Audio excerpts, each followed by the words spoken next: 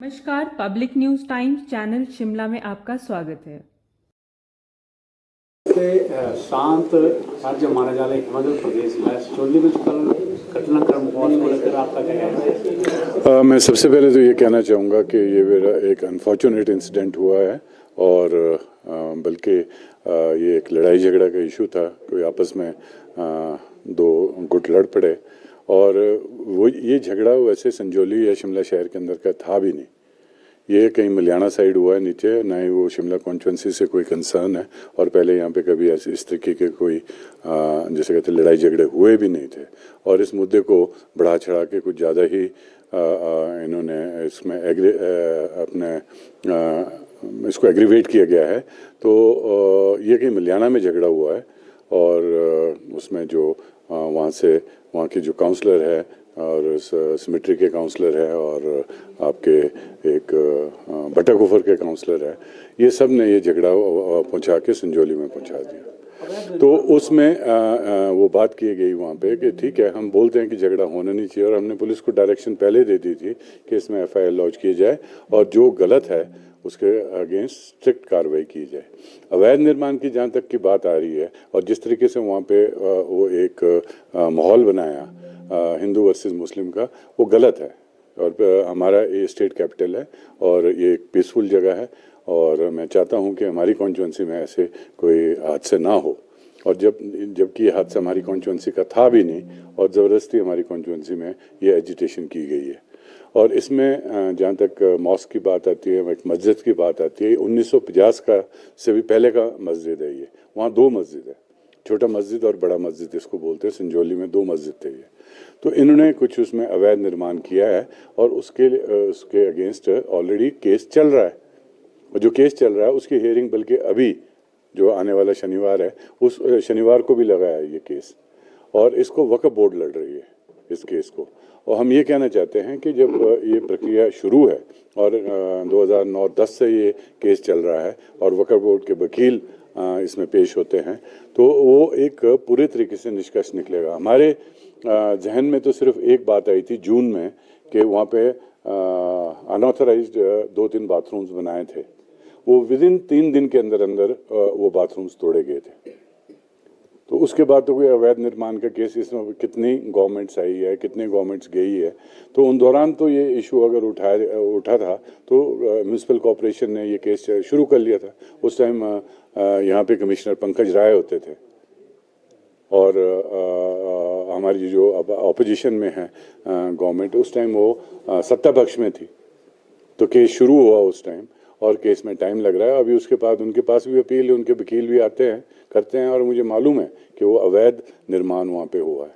हाँ, जहाँ तक की बात आप कहते हैं कि एक कोई पर्टिकुलर धर्म के या किसी चीज़ के लोगों पे आप डायरेक्टली बोलने के ये चाहते हैं कि कोर्ट भी यहाँ लगाया जाए और कोर्ट में भी फैसला यहाँ किया जाए, वो तो एक कानूनी प्रक्रिया होती है। कोर्ट सड़कों पे नहीं लगता है। क्या लगता है कोर्ट में राजनीतिक एजेंडा बनाने की कोशिश की गई? इसमें अगर देखा जाए, कल मैंने ये जो वीडियोस है, मैंने सारे वीडियोस इसको रिपीटेडली देखे हैं जो भी मेरे पास इसकी न्यूज़ आई थी। अनफॉर्चुनेटली मैं कहीं आउट ऑफ स्टेशन था, मैं शहर में नहीं था। तो जब मैंने वो वीडियोस देखे हैं और उसमें मैंने जो देखा, एक पर्टिकुलर पार्टी के लोग वहाँ पे मैक्सिमम उसमें थे। हम मानते हैं कि हमारे भी उसमें कोई काउंसलर्स थे, 2-3 काउंसलर्स थे और बाकी मैक्सिमम जो लोग थे वो सब बटाकुफर, चमियाना, मलियाना साइड के थे।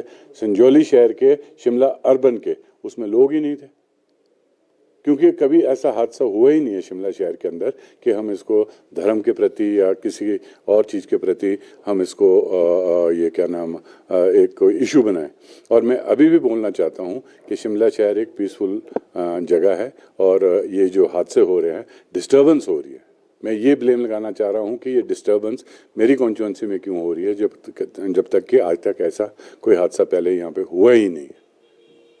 कांग्रेस के पार्षदों द्वारा की मंजिल जो है वो वहाँ पर अवैध रूप से बनी है और इसे जल्द से जल्द यहाँ पर गिराया जाना चाहिए।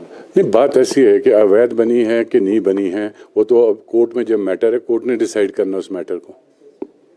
पार्षद के बोलने से या किसी आम आदमी के बोलने से या उसमें सिर्फ एक रिपोर्ट लिखी जाती है उनके बोलने से।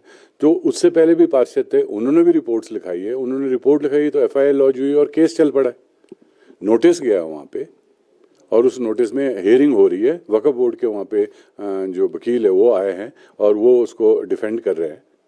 अगर इलीगल होगा वो तो कानून ने देखना है, तो वो तोड़ सकते हैं उसको। अगर लीगल होगा तो उस तरीके से उसकी प्रक्रिया शुरू होगी। एक हफ्ते का टाइम भी अधिकारियों से उन्होंने मांगा, तो उन्होंने कहा कि हफ्ते बाद नहीं तो ये गलत बात है ना कि आप जो टेंशन कहीं और की है और उसको आप सीधा आके शिमला अर्बन में टेंशन ला रहे हो। कैसे दुकानें बंद की जाए? दुकानों के सबके जिसके लाइसेंस बने हैं। और एक बात इसमें सबसे अहम बात यह है कि सबसे पहले हमने इंस्ट्रक्शंस पुलिस को इंक्लूडिंग एसपी और ढली चौकी, संजौली चौकी, बालूगंज चौकी, जहाँ जहाँ पे भी है वहाँ पे सबको रजिस्ट्रेशन के लिए कंपलसरी किया गया है। और मैक्सिमम लोग जो भी है वो आ रहे हैं, जा रहे हैं, वो चाहे यूपी के हैं, बिहार के हैं या आपके सहारनपुर से या मेरठ से, वो सब रजिस्टर्ड है। जो रजिस्टर्ड नहीं है तो उसमें पुलिस का देखना है और पुलिस पे भी कार्रवाई की जा सकती है अगर उनने कहीं ये ढील बरती है। और जहाँ तक कि दुकानों की बात है, सब ने अपने लाइसेंस बनाए हैं। ऐसे कौन दुकान खोल सकता है? जिन्होंने लाइसेंस बनाया उस टाइम लाइसेंस क्यों दिए? फिर आज की तारीख में भी जहाँ पे ये झगड़ा हुआ है वहीं पे वो कमरा लेके रह रहे हैं और उन्होंने वहीं पे दुकान किराए पे लिए। लोकल आदमी से तो दुकान ली हुई है या किराए पे ली हुई है। झगड़ा कहीं और का और पहुंच गए शिमला शहर के अंदर, which is not I think वो आप हमारा पीस डिस्टर्ब कर रहे हैं और ये इस तरीके से टॉलरेट भी नहीं किया जाएगा। हम सक्षम हैं अपने एरिया की प्रॉब्लम्स समझने के लिए। आप अपने एरिया में अपने जो आपका जहाँ से आप इलेक्टेड हो उस एरिया को देखो। मेरे एरिया में हमारे पास अपने काउंसलर्स हैं, हमारे पास अपने लोग हैं, हमारे को मालूम है कि हमने क्या करना है क्या नहीं करना है। वो आप उसको आप वीडियोस देख लो, वहाँ पे उसमें कुछ कांग्रेस के काउंसलर्स भी हैं और मैक्सिमम जो लोग थे वहाँ पे वो सब एक पर्टिकुलर पार्टी से मेंबरशिप रखते हैं और उसी एरिया में उन्होंने ये काम किया। आज मीटिंग ली है, यूडी मिनिस्टर जी ने भी एक इसका संज्ञान लिया है, सीएम साहब ने भी संज्ञान लिया है और सारे कागजात उनके जो बने हैं, म्यूनसिपल कॉर्पोरेशन केस चला रही है, हर चीज़ उस पर लगा है और शुरू से चल रहा है। आज के 10-12 साल हो गए केस को लगे हुए और इस शनिवार को दोबारा केस लग रहा है। अब law will take its own course. हम अपने हाथ में लॉ तो ले नहीं सकते और हमारे शहर के अंदर आके आपने अनप्लेजेंट सा माहौल बना दिया। Thank you. धन्यवाद। वीडियो अच्छा लगा हो तो पब्लिक न्यूज़ टाइम्स चैनल को सभी मीडिया प्लेटफॉर्म्स पर लाइक, शेयर और सब्सक्राइब करें।